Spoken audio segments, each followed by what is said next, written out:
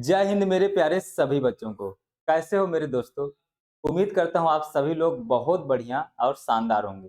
देखिए आज मैं आप लोगों को एसएससी जीडी जो 16 जनवरी को पेपर हुआ था आपका, उसकी सेकंड शिफ्ट में 4-5 क्वेश्चन आपके बहुत बढ़िया-बढ़िया आए थे और उन क्वेश्चनों के आपको कॉन्सेप्ट सीखना चाहिए और उन क्वेश्चनों का सबसे आसान तरीका कैसे हो सकता है, जो सबसे बढ़िया क्वेश्चन थे उन क्वेश्चनों को आप बिना पेन के कैसे लगा सकते हो, आज हम लोग इस क्लास में सीखेंगे।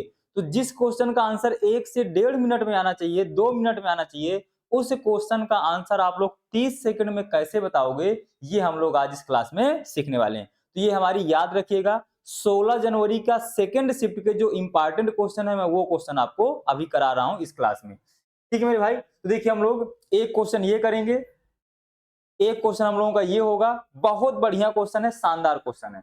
इसके बाद एक क्वेश्चन हम लोग ये करेंगे, इसमें इतनी ज्यादा कैलकुलेशन है मेरे भाई, इतनी ज्यादा कैलकुलेशन है, फिर भी हम इस क्वेश्चन को बिल्कुल आसानी से करेंगे। ठीक है? और इसके अलावा आपका एक क्वेश्चन ये है, एक क्वेश्चन ये है, एक क्वेश्चन ये है। ठीक है? तो इन सारे क्वेश्चनों का सबसे आसान तरीका कैसे हो सकता है, हम आज की क्लास में चर्चा करते हैं। तो एक बार सभी लोग अगर जुड़ गए हों तो एक बार सभी लोग वीडियो को लाइक कर दीजिएगा, अपने यार दोस्त और चाहने वालों के साथ शेयर जरूर करिएगा। हम लोग चलते हैं आज के अपने पहले क्वेश्चन पर। तो मेरे भाई ये देखो आपका क्वेश्चन है, इस क्वेश्चन को आप अगर 30 सेकंड में लगा दोगे, अगर आपने मेरा थोड़ा सा कॉन्सेप्ट अगर समझ लिया, ठीक है? तो जिन बच्चों ने मेरी ऑफलाइन क्लासें ले रखी होगी या जिन बच्चों ने मेरा मैथ सीखो 1.0 बैच ज्वाइन कर रखा होगा, उनको लिए तो ये क्वेश्चन कोई बहुत मुश्किल नहीं है, ठीक है? लेकिन जिन बच्चों ने नहीं ज्वाइन कर रखा है, वो बच्चे इस क्वेश्चन को कैसे सीखेंगे, इस क्लास में मैं आपको सिखाता हूं। देखिए आपको एक ही बात याद रखना है मेरे भाई, औसत का मतलब होता है सभी को बराबर बराबर देना। औसत का मतलब क्या होता है? सभी को बराबर बराबर देना। यानी यहाँ पर कितने लोग हैं मेरे भाई? 15 लोग हैं। कितने लोग हैं? 15 लोग हैं। और इनका औसत कितना दिया है? 60 दिया गया है। इनका औसत मेरे भाई कितना दिया गया है? 60।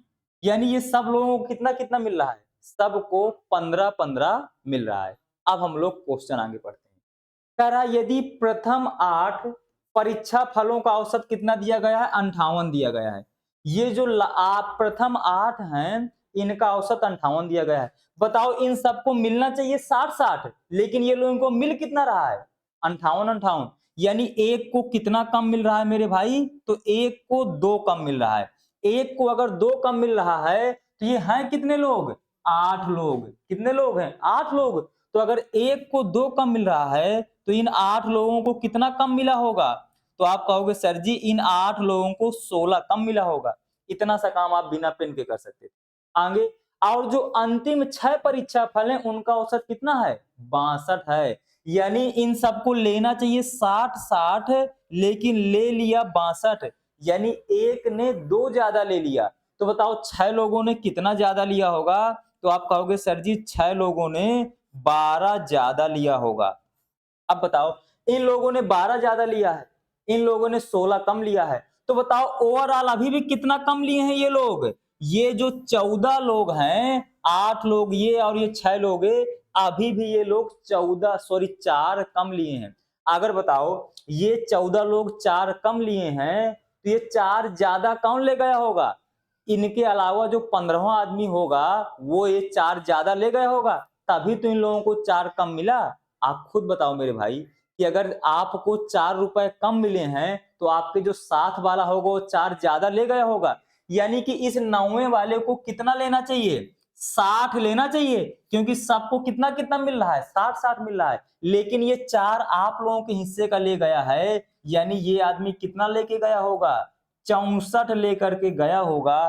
कौन सा आंसर आ जाता मेरे भाई? एक सेकेंड पार्ट आपका सीधा सीधा आंसर आता। तो आपको कोई कैलकुलेशन नहीं कराना था। ये 2 कम लिए हैं तो 8 लोग 16 कम लेके जाएंगे, ये 2 ज्यादा लिए हैं तो 6 लोग 12 ज्यादा लेके जाएंगे। ओवरऑल अभी भी आपके पास माइनस का 4 कम रहेगा, यानी कि 9वां वाला 4 ज्यादा लेकर के गया होगा। यानी 60 + 4 64 आप बिना पेन के आंसर बता सकते थे, कोई दिक्कत आपको नहीं होती। चीजें आपको इसी प्रकार से ही सोचना है मेरे भाई। अगले क्वेश्चन में चलो भाई। ये देखो ये भी आपका औसत का क्वेश्चन है और औसत के क्वेश्चन आपके हर शिफ्ट में कम से कम एक क्वेश्चन तो आता ही आता है, किसी किसी शिफ्ट में 2-2 क्वेश्चन भी आ गए हैं। ठीक है, चलो इस क्वेश्चन को देखो। एक बल्लेबाज जब अपनी 13वीं पारी में 85 रन बनाता है तो उसके औसत में 5 रन बढ़ गए। 13वीं पारी के बाद उसके औसत रन ज्ञात करना है। 13वीं पारी के बाद उसके औसत रन ज्ञात करना है। अब बताओ मेरे भाई, अगर ये जो बल्लेबाज है ये 13वीं पारी में 12वीं पारी तक कुछ बनाया होगा तो सबको मान लो कुछ ना कुछ मिल रहा होगा। सबको कितना कुछ ना कुछ मिल रहा होगा। 13वीं पारी में इतने कितने रन बना दिए हैं? 13वीं पारी में इसने 85 रन बना दिए हैं। 13वीं पारी में 85 रन बना दिए हैं तो सबको कितना कितना ज्यादा मिलने लगा है? तो सबको 5-5 ज्यादा मिलने लगा है।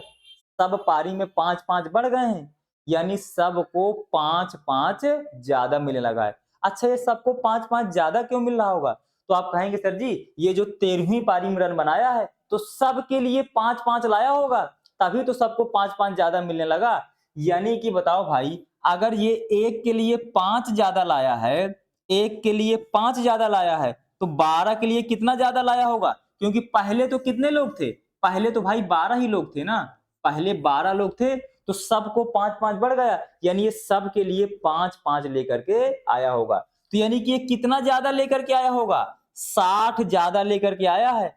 यानी कि ये कितना हो जाता मेरे भाई फिर आपका 12 पंचे यानी सब के लिए, सॉरी कितने लोग हो गए हैं भाई? 13 लोग हो गए हैं। कितने लोग हो गए हैं? 13 लोग। एक के लिए 5 ज्यादा लाया है तो 13 लोग हो गए हैं, तो 13 के लिए कितना ज्यादा लाया होगा? 13 पचे 65 ज्यादा लाया होगा। यानी कि जब 65 ज्यादा लाया है तो घटाओगे कितना आएगा मेरे भाई? ये 20। यानी कि इसको आवश्यकता कितने थी? सिर्फ 20 रन बनाने थे। अगर ये 20 रन बनाता तो ना तो किसी का बढ़ता ना तो किसी का घटता। अगर मान लो ये 65 ले आया है, कितना ले आया है? 65 ज्यादा ले आया है, यानी कि 65 को हमने 13 लोगों में बांट दिया तो सब के लिए 5-5 ज्यादा लेकर के आया है। आप मुझे खुद बताओ मेरे भाई, अगर आप यहां पर 12 लोग हो और आप 2-2 लड्डू खा रहे थे, कितने कितने लड्डू खा रहे थे? 2-2 लड्डू आप लोग खा रहे थे। अब जो ये 13वां व्यक्ति आया, अगर ये 13वां व्यक्ति भी 2 लड्डू लेकर के आता तो क्या आपको कोई दिक्कत होती? आप जितना पहले खा रहे थे उतने ही खाते, क्योंकि ये तो अपने खाने बस के लिए लाया है। लेकिन अगर मान लो यही व्यक्ति यहां 2 की जगह मान लो ये आपका 28 लड्डू ले आता, कितने लड्डू ले आता? 28 लड्डू ले आता। कितने लड्डू ले आता? 28। तो ये बताओ कितने ज्यादा ले आया है? तो ये 26 ज्यादा ले आया है। तो 26 को आप 2-2 बांटोगे तो कितने आएंगे? यानी आप लोगों का 2-2 लड्डू का क्या हो जाएगा? फायदा हो जाएगा। क्या हो जाएगा मेरे भाई? 2-2 लड्डू का आपका फायदा हो जाएगा। तो बताओ, तो ये कितने ज्यादा ले आया है? 65। इसको लाना कितने चाहिए था? 20। यानी 20 लाता तो ना कुछ दिक्कत होती ना कुछ।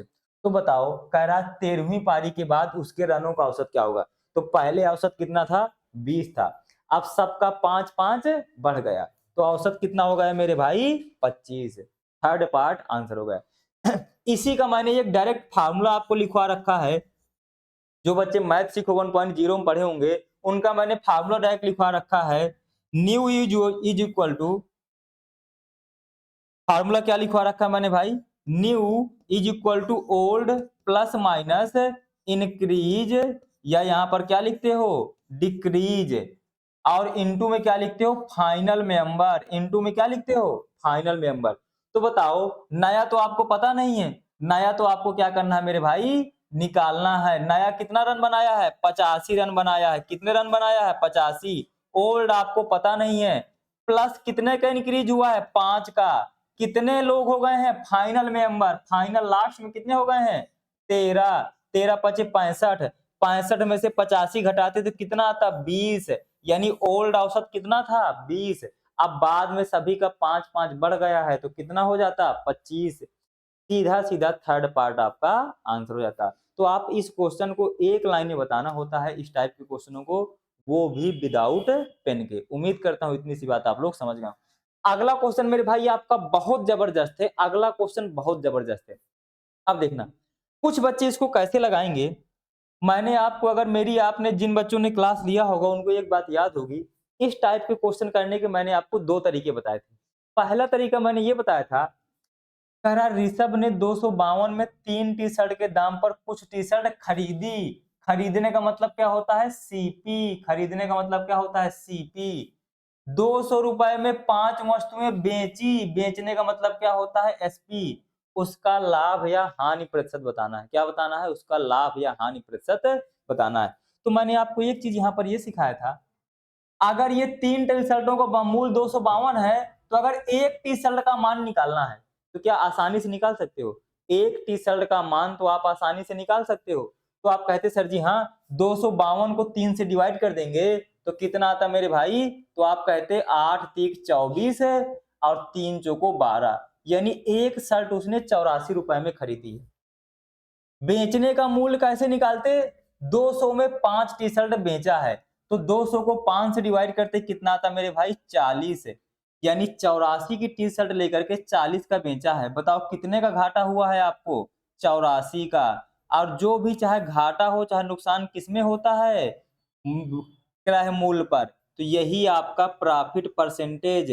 प्रॉफिट परसेंटेज कैसे होता है? प्रॉफिट या लॉस बटे सीपी। तो यहाँ पर हानि हुई है, तो ये दो ऑप्शन तो आपके सीधा सीधा गलत हो गए। परसेंटेज निकालना था तो इनटू क्या कराते? 100। इसको काटते तो कितना आता मेरे भाई? 21 और ये 11। 100 11 इंटू 100 कितना हो जाता? 1100। 1100 में 21 का भाग देते तो 110। 21 पंचे कितना होता? 105, यानी 5 दशमलव कुछ करके हानि होती। अब 5 से स्टार्ट होने वाला एक ही ऑप्शन दिया था, थर्ड पार्ट। डायरेक्ट आप इसका आंसर बता सकते थे। कहीं पर आपको गुणा भाग करने की जरूरत नहीं पड़ना चाहिए। ऐसे क्वेश्चनों के आंसर आपको बिना पेन के बताना होता है। ठीक है, अगर मान लो ये एक का मान ना निकल पाता, अगर एक का मान ना निकल पाता मेरे भाई, तो फिर मैंने आपको इसका एक दूसरा तरीका बता रखा है। अगर एक का मान नहीं निकलता तो फिर आपको कैसे करना होता है इस क्वेश्चन को? आप यहां पर लिखते, यहाँ पर क्या लिखते हैं? मूल्य। यहाँ पर क्या लिखते हैं? क्वांटिटी। यहाँ पर सीपी लिखते हैं, यहाँ पर एसपी। अब बताओ 252 रुपए में, 252 रुपए में कितनी टी शर्ट खरीदी है? 3। और बेचा कितने में है? 200 में 5 बेचा है। 200 में क्या किया है? 5 बेचा है। अब मैंने आपको बताया था कि अगर इधर वाली वैल्यू कोई इधर वाली से कट रही है तो काट देना है। तो देखो ये 5 से ये कट जाता तो कितना आता मेरे भाई? 24 आता। ये देखो 3 से कट जाता तो कितना आता? ये आपका आता 84। बस आपको जो बच जाता उनका इधर इधर इधर वाले इनको क्या कर लेना होता है? बराबर कर लेना होता है। ये एक एक आ जाता। क्वांटिटी तो ऑलरेडी बराबर है तो आपको बराबर करने की कोई जरूरत नहीं थी। तो फिर भी देखो क्या आ जाता? वही आ जाता। यानी कि 84 इंटू 1, यानी कि 84 का आपने सामान खरीदा है, बेचा कितने का है? 40 का। तो आप इस प्रकार से भी इन चीजों को कर सकते हैं, कोई दिक्कत वाली बात नहीं होगी। चल, अब हम लोगों का जो सबसे शानदार क्वेश्चन है मेरे भाई, ये है चोर भागने वाला। बहुत जबरदस्त क्वेश्चन है मेरे भाई, और इस क्वेश्चन का आंसर 90% बच्चा गलत बताता है। 90% बच्चा गलत बताता है। अब मैं आप एक लाइन में इस क्वेश्चन का आंसर दे सकते हैं, एक लाइन में। देखना मेरे भाई, कोई चोर एक पुलिसकर्मी द्वारा 150 मीटर की दूरी पर देखा जाता है। चोर भागना शुरू करता है और पुलिसकर्मी उसका पीछा करता है। चोर और पुलिस क्रमशः 11 किलोमीटर और 12 किलोमीटर प्रति घंटे की चाल से दौड़ते हैं। 6 मिनट के बाद उनके बीच की दूरी ज्ञात करें। अगर आपसे ये पूछ लेता कि चोर को पुलिस कितनी देर में पकड़ लेगी, तो आप तो सीधा सीधा क्या करते हो? जितनी इनके बीच की दूरी होती है तो 150 लिख देते और बटे में क्या लिख देते? इनकी चालों का अंतर कितना है? 1। और इसको मीटर पर सेकंड में बना लेते तो 5/18 का मल्टीप्लाई करा देते। तो ये आपका समय आ जाता कि जो है पुलिस चोर को कितनी देर में पकड़ लेती। लेकिन आपसे ये तो पूछा नहीं गया कि समय बता दो पुलिस चोर को कितनी देर में पकड़ लेगी। ये पूछा गया है कि 6 मिनट बाद उनके बीच की दूरी क्या होगी। ठीक है, कोई दिक्कत नहीं, 1 सेकंड में बता दोगे। अब देखना, ये बताओ भाई इसका मतलब क्या है? इसका मतलब तो आपको मैंने बता रखा है ना, क्या है? 11 किलोमीटर प्रति घंटा, यानी 1 घंटे में चोर कितना जाता है? 11 किलोमीटर। 1 घंटे में चोर कितना जाता है? 11 किलोमीटर। पुलिस 1 घंटे में कितना जाती है? 12 किलोमीटर। पुलिस 1 घंटे में कितना जाती है? 12 किलोमीटर। आइए दोनों एक ही दिशा में जा रहे हैं तो स्पीड क्या हो जाएगी, घट जाएगी। यानी कि ये 1 घंटे में कितना जाएंगे, 1 किलोमीटर प्रति घंटा। कितना जाएंगे, 1 किलोमीटर प्रति घंटा। जब दो लोग सेम ही दिशा में चलते हैं तो स्पीड क्या होती है मेरे भाई, घट जाती है। अब बताओ, ये 1 घंटा में 1 किलोमीटर जाते हैं, ठीक है, कोई दिक्कत नहीं। इसको मीटर में, इसका मतलब मेरे भाई होता है 1 किलोमीटर, और बटे में क्या होता है मेरे भाई, एच। बटे में क्या होता है, एच, यानी कि घंटा। अब इसको मीटर बनाना है तो बताओ, 1 किलोमीटर पर घंटे का मतलब होता है 1 किलोमीटर बटे एच। 1 किलोमीटर को मीटर में बदलोगे तो कितना होगा, तो आप कहोगे 1000 मीटर। कितना होगा, 1000 मीटर। घंटे को मिनट में बदलोगे तो कितना होगा, 60। घंटे को मिनट में बदलोगे कितना होगा मेरे भाई, 60। घंटे को मिनट में बदलोगे तो कितना होगा, 60। यानी कि वो 1000 मीटर जाता है, 1000 मीटर जाता है 60 सेकंड में। कितने सेकंड में, 60 सेकंड में। तो ये बताओ, सॉरी 60 मिनट में। यानी कि 1000 मीटर जाता है 60 मिनट में, तो हमें कितने मिनट का निकालना है, 6 मिनट का। तो 6 का मल्टीप्लाई करा देते, तो 1 जीरो से 1 जीरो जाता, 6 से 6 जाता, यानी 6 मिनट में कितना जाता मेरे भाई, वो 100 मीटर जाता। कितने मीटर जाता, 100 मीटर। सीधा सीधा फोर्थ पार्ट आपका आंसर होता। बताओ कितना आसान क्वेश्चन था। इससे आसान क्वेश्चन नहीं हो सकता भाई, इससे आसान क्वेश्चन हो ही नहीं सकता है। अब बताओ यार, आपको डिस्टेंस ही तो निकालना था। अगर आपको डिस्टेंस निकालना था तो कोई दिक्कत नहीं है। डिस्टेंस क्या होती है, स्पीड इंटू टाइम। स्पीड आपकी ये है, टाइम ये है। लेकिन यहां पर देखो, यहां पर ये मिनट में है तो इसको भी मिनट में रखते। अगर इसको आप सेकंड में बना लेते तो इसको भी सेकंड में बना लेते, कोई दिक्कत नहीं होती। अगर आपको थोड़ा सा दिक्कत हो रही है तो मेरे भाई देखो, आप इसको ऐसे भी लगा सकते हो। देखना, ये d बराबर क्या होता है, इनकी स्पीड कितनी है, 1 किलोमीटर पर घंटा। इसको मीटर पर सेकंड में बदलोगे तो कितना आ जाएगा, 5/18। इसको मीटर पर सेकंड में बदलोगे स्पीड को तो कितना आ जाएगा, 5/18 मीटर पर सेकंड। ठीक है, तो ये 5/18 आ गया मीटर पर सेकंड। तो ये स्पीड मीटर पर सेकंड में हो गई। अब कितने मिनट में बताना है, 6 मिनट में। अब 6 मिनट में कितने सेकंड होंगे, तो 6 इंटू 60 सेकंड होंगे। काट देते इसको, तो ये 6 3 18, 6 1 कम 6। इसको काटते तो कितना आता है भाई, 20 3 60 और 20 5 100। ऐसे भी लगा सकते थे, कोई दिक्कत नहीं है। जैसे मन चलता वैसे लगा सकते थे। दोनों तरीके ठीक हैं, कोई दिक्कत आपको नहीं होना चाहिए। तो एक तरीका ये हो गया। बहुत बढ़िया क्वेश्चन था। 90% बच्चे इस क्वेश्चन को एग्जाम में गलत करके आए थे। चलो अगले क्वेश्चन में चलते हैं। 2 क्वेश्चन है हमारे, और ये दोनों क्वेश्चन बहुत जबरदस्त है मेरे भाई। अब देखो यार, इस क्वेश्चन को अगर आपने प्रॉपर तरीके से नहीं समझा तो मेरे भाई आपको इस क्वेश्चन में बहुत ज्यादा मुश्किल हो जाएगी। अगर आप इसके विकल्प देखेंगे, यहाँ पर ये जो आपका विकल्प थोड़ा सा दबा हुआ है, तो यहाँ पर जो दबे हुए हैं इन अंकों को मैं यहाँ पर लिख देता हूँ। यहाँ पर लास्ट में 4 और 7 लिखा है। लास्ट में क्या लिखा है मेरे भाई, 4 और 7 लिखा है। ठीक है, यानी कि जो सेकेंड ऑप्शन है वो आपका कितना है, 56 66 47। क्या है, 56 66 47 है आपका सेकेंड ऑप्शन। चलो अब देखना मेरे भाई, लेकिन इस क्वेश्चन को आप विदाउट पेन के लगा सकते हो। इस क्वेश्चन को आप विदाउट पेन के लगा सकते हो। अब मेरी बात को ध्यान से सुनना मेरे भाई, मेरी बात को सभी लोग ध्यान से सुनना। बहुत जबरदस्त तरीके से हम लोग सारी चीजों को समझने वाले हैं। ठीक है, अब मेरी बात को ध्यान से सुनना। एक कार खरीदने के लिए 2 वर्ष बाद 8 लाख राशि की आवश्यकता होगी। यानी आपको 2 साल बाद कितने रुपए चाहिए, 8 लाख रुपए चाहिए। एक बैंक में जमा की गई राशि पर 8% का वार्षिक ब्याज मिलता है। कितना ब्याज मिलता है, 8% वार्षिक ब्याज मिलता है।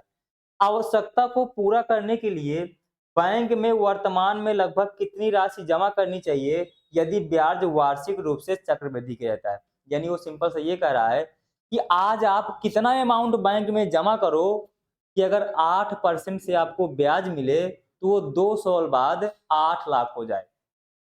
2 साल बाद कितना हो जाए मेरे भाई, 8 लाख हो जाए। क्योंकि आपको 8 लाख की कार लेना है, तो आज आप कुछ ना कुछ पैसा जमा करो जिससे वो 2 साल बाद 8 लाख हो जाए, ये आपसे पूछा गया है।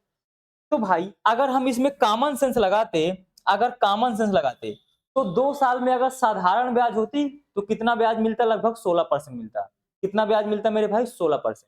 और अगर चक्रवृद्धि ब्याज है तो 16% से थोड़ा सा ज्यादा मिल जाएगा, 16% से थोड़ा सा ज्यादा मिल जाएगा। यानी कि अब आपको ये सोचना है कि ये जो आपके ऑप्शन दिए गए हैं, ये जो आपके ऑप्शन दिए गए हैं, यदि इन ऑप्शनों का 16% निकाल के उसमें जोड़ दें तो अगर वो 8 लाख के बराबर हो जाए, अगर वो 8 लाख के बराबर हो जाए तो वही आपका आंसर हो जाएगा, वही आपका आंसर हो जाएगा। 16% भी आपको निकालने में दिक्कत होगी तो पहले आप 20% निकाल लो। कितना निकालो डायरेक्ट? 20%। कितना निकालो? 20%। अब 20% निकालना आपके लिए आसान काम होता है, 20% निकालना मेरे भाई आपके लिए आसान काम होता है। किसी भी नंबर का 10% कैसे निकालते हैं? तो आप कहोगे सर जी पीछे से एक अंक बाद दशमलव लगा देते हैं तो वही हमारा 10% का मान होता है। अब अगर 20% का निकालना है तो दो गुना कर देंगे, अगर 20% का मान निकालना है तो क्या कर दोगे मेरे भाई? दो गुना कर दोगे। ठीक है, तो ये लास्ट वाला ऑप्शन लेते हैं, लास्ट वाला ऑप्शन मान लो ये लेते हैं, ये वाला ऑप्शन लेते हैं, ठीक है, थर्ड पार्ट। तो इसका 10% लगभग कितना होता? तो आप कहते 10% होता 64,400, 64,445। इस 64,445 को मैं थोड़ी देर के लिए 65,000 मान लेता हूं, 64,445 को मैं 65,000 मान लेता हूं, यानी 10,000, 10% कितना आता? 65,000 आता। अब 20% कितना आ जाता? इसी का दोगुना आ जाता, यानी 1,30,000 आ जाता। कितना आ जाता? 1,30,000। क्या 6,44,000 में 1,30,000 जोड़ोगे तो क्या वो 8 के बराबर आ सकता है? 8 लाख के बराबर। तो भाई ये 7,64,65,000 के लगभग होगा, 7,64,65,000 के बराबर होगा। ये तो तब 7,64,000 के समथिंग हो रहा है जब आपने 20% ब्याज लगाया है।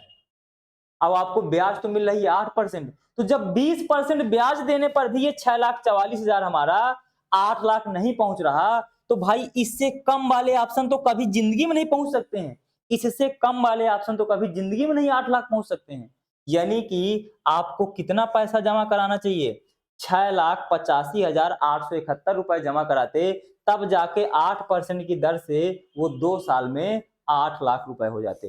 तो इस क्वेश्चन में आपको ये कॉमन सेंस लगाना था, बिना पेन के आंसर देना था। अगर आपने इस क्वेश्चन में कैलकुलेशन करने बैठ गए मेरे भाई, गारंटी से कह रहा हूं 5 मिनट में भी आप इस क्वेश्चन का आंसर नहीं निकाल पाओगे, 5 मिनट में भी आप इस क्वेश्चन का आंसर नहीं निकाल पाओगे, इतना जबरदस्त क्वेश्चन है।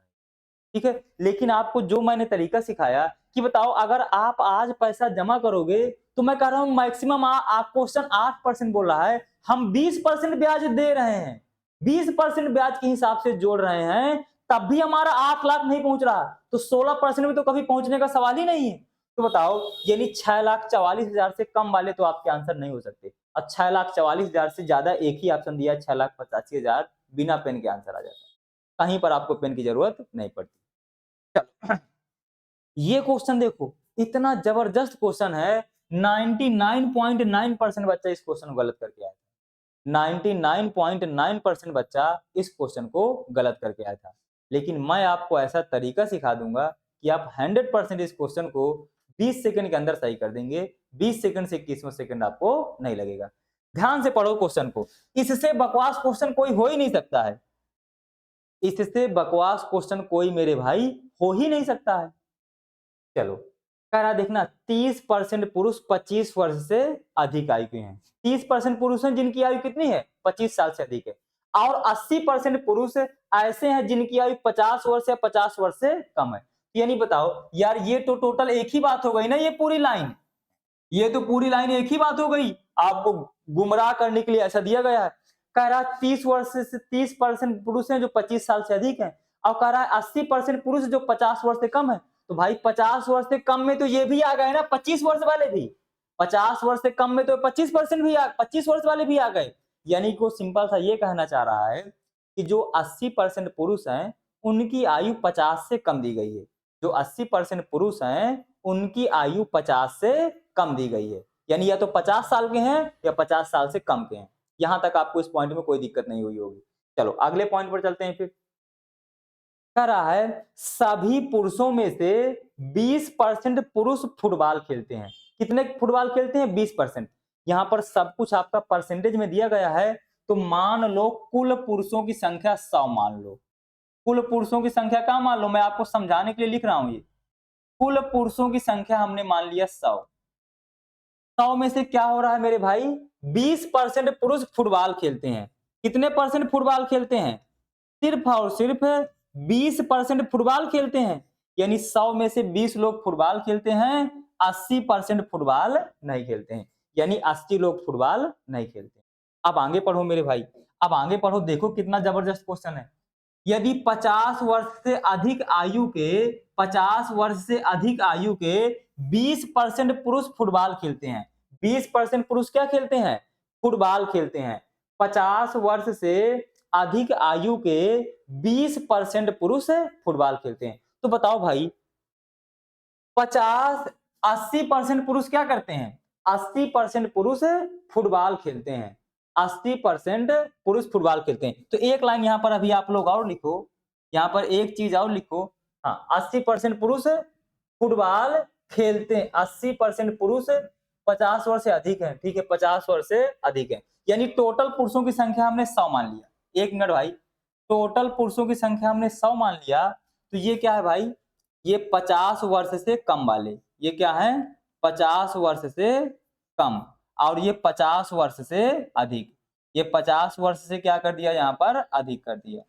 अब एक बात बताओ मुझे, अब एक बात सभी लोग बताएंगे, बताओ 80% जो पुरुष हैं वो 50 वर्ष से कम या उसके बराबर है। टोटल पुरुष हमने कितने माने हैं? 100 में से 80% यानी कि 80 पुरुष ऐसे हैं जो 50 वर्ष से कम है। तो 80 वर्ष से अधिक वाले कितने हैं? सिर्फ और सिर्फ 20। 80 वर्ष से अधिक वाले कितने हैं? सिर्फ और सिर्फ 20। यहां तक कोई दिक्कत नहीं होगी। अब यहां पर पढ़ो, सभी पुरुषों में से 20% पुरुष फुटबॉल खेलते हैं। सभी पुरुषों में से क्या करते हैं? 20% पुरुष फुटबॉल खेलते हैं। यानी कुल पुरुष कितने हैं? 20। अब 20 सॉरी 100, और 100 में से कितने फुटबॉल खेलते हैं? सिर्फ और सिर्फ 20 फुटबॉल खेलते हैं। कितने फुटबॉल खेलते हैं? 20 लोग फुटबॉल खेलते हैं। कोई दिक्कत वाली बात नहीं है। ये 20 लोग क्या करते हैं? फुटबॉल खेलते हैं। आगे पढ़ो, यदि 50 वर्ष से अधिक आयु के 20% फुटबॉल खेलते हैं। 50% से अधिक आयु के कितने लोग फुटबॉल खेलते हैं? 20% सिर्फ और सिर्फ फुटबॉल खेलते हैं। तो 20%, तो 50 वर्ष से अधिक कितने हैं? 20 लोग हैं। 50 वर्ष से अधिक मेरे भाई कितने हैं? 20 लोग हैं। अब 20 में से 20% फुटबॉल खेलते हैं, तो 20 का 20% कितना होगा? 4। यानी कि 4 लोग ऐसे हैं जो 50 वर्ष से अधिक हैं, फुटबॉल खेलते हैं। 4 लोग ऐसे हैं जो 50 वर्ष से अधिक हैं और साथ में फुटबॉल खेलते हैं। आपसे क्या पूछा गया है? तो कितने प्रतिशत फुटबॉल खिलाड़ी 50 वर्ष या 50 वर्ष से कम है? तो बताओ, टोटल फुटबॉल खेलने वाले खिलाड़ी कितने हैं? तो आप कहेंगे सर जी 20 हैं। टोटल फुटबॉल खेलने वाले खिलाड़ी कितने हैं? 20 हैं। 20 में से 4 खिलाड़ी ऐसे हैं जो 50 साल से ज्यादा हैं। तो बताओ 50 साल से कम वाले कितने होंगे? तो आप कहोगे सर जी 16 होंगे, क्योंकि कुल 20 लोग फुटबॉल खेलते हैं। ये 4 लोग 50 साल से ज्यादा हैं, तो 50 साल से कम वाले कितने होंगे? 16 होंगे। अब कुल पुरुष कितने हैं? 20। परसेंटेज बताना है तो इंटू 100। 20 पंचे 100, अब 20 चौको 80, यानी 80% लोग ऐसे हैं जो 50 वर्ष से कम हैं फुटबॉल खेलने वाले। ये आपका आंसर होगा। देखो क्वेश्चन में कोई दम नहीं थी। आप सिंपल से क्या मानोगे मेरे भाई, एक लाइन में फिर समझा देता हूं। टोटल पुरुष आपने 100 माना, हमने 100 क्यों माना भाई? तो आप कहोगे सर जी सब कुछ परसेंटेज में दिया है, अब 100 का परसेंटेज निकालना हमारे लिए आसान काम होता है, इसलिए हमने 100 मान लिया। आपका मन करे तो आप 1000 मान लेना, 2000 मान लेना, 3000 मान लेना, लेकिन 100 का परसेंटेज निकालना आसान होता है, इसलिए हमने 100 मान लिया। ठीक है, अब इसमें से कह रहा है कि 50 वर्ष से कम वाले कितने लोग हैं? 80% हैं। 50% से कम वाले कितने हैं? 80%। यानी 50 से कम वाले कितने हो गए? 80 हो गए। तो 50 से अधिक वाले कितने हो गए? 20 लोग हो गए। 50 से अधिक वाले कितने हो गए? 20 लोग गए। बात खत्म हो गई। अब कह रहा है इसके बाद कि जो कुल पुरुषों में से सभी पुरुषों में से 20% पुरुष फुटबॉल खेलते हैं, तो सभी कितने हैं भाई? 100 लोग हैं। 100 में से 20% फुटबॉल खेलते हैं, यानी फुटबॉल खेलने वाले लोग सिर्फ और सिर्फ कितने हैं? 20 हैं। फुटबॉल खेलने वाले लोग सिर्फ और सिर्फ कितने हैं? 20 हैं। यानी ये 20 लोग फुटबॉल खेलते हैं। इसमें से क्या हो रहा है? 50 वर्ष से अधिक आयु के व्यक्ति 20% फुटबॉल खेलते हैं। 50% से अधिक आयु वाले हैं कितने मेरे भाई? 20 लोग हैं। अब 20 में से 20% फुटबॉल खेलते हैं, तो 10% कितना होता है? 1 अंक बाद दशमलव। तो 20 का 10% कितना आता? 2 आता। तो 20% कितना आ जाता? 4 आ जाता। यानी 50 वर्ष से अधिक वाले फुटबॉल खेलने वाले कितने लोग हैं? 4 लोग हैं। टोटल 20 लोग हैं, 20 में से 4 लोग ऐसे हैं जिनकी आयु 50 से ज्यादा है। तो बाकी कितने लोग बच गए जिनकी 50 से कम होगी? तो आप कहोगे सर जी 16 लोग होंगे जिनकी आयु 50 से कम होगी। अब इन्हीं का प्रतिशत बताना है 50 से कम वाला। तो कुल 16 लोग हैं जो 50 से कम है। कितने में? 20 में। तो 16/20 हो जाता, परसेंटेज निकालना था इंटू 100 हो जाता, 80% सीधा सीधा आंसर आ जाता। बहुत शानदार क्वेश्चन था, लेकिन इससे आसान कोई क्वेश्चन नहीं था। अगर आपको सारी तरीके प्रॉपर तरीके से सारी चीजें पता हैं, तो इस क्वेश्चन से आसान क्वेश्चन कोई नहीं हो सकता मेरे भाई। आप ऐसे क्वेश्चनों का आंसर बहुत आसानी से बिना कैलकुलेशन के बता सकते हैं। किसी प्रकार की कोई आपको दिक्कत नहीं होना चाहिए, ठीक है? तो बस आज के हमारे सारे क्वेश्चन खत्म हो गए हैं। तो अगर ये क्लास आपको पसंद आई हो, तो आप वीडियो को लाइक करिएगा, अपने यार दोस्त और चाहने वालों के साथ शेयर करिएगा।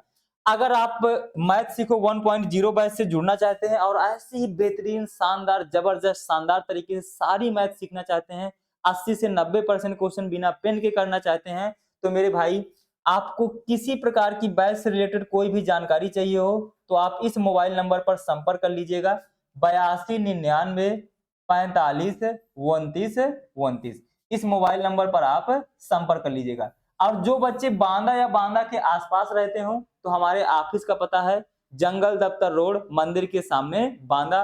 तो आप ऑफिस में हमारे आ सकते हैं, ऑफिस में इंक्वायरी कर सकते हैं। पढ़ाई से रिलेटेड अगर आपको किसी प्रकार की कोई जानकारी चाहिए हो, तो आप हम लोगों के ऑफिस में आ सकते हैं, ठीक है? बाकी आपको कोई जानकारी चाहिए हो, इस मोबाइल नंबर पर आप मुझे मैसेज कर लीजिएगा या डायरेक्टली कॉल कर लीजिएगा। हाँ, वीडियो को लाइक करना बिल्कुल ना भूलिएगा, और अगर वीडियो पसंद आया हो तो शेयर जरूर करिएगा, ठीक है? चैनल पर पहली बार आए हो तो चैनल को सब्सक्राइब करिएगा। Thank you so much. मिलेंगे हम लोग फिर अपनी नेक्स्ट क्लास में। Thank you so much.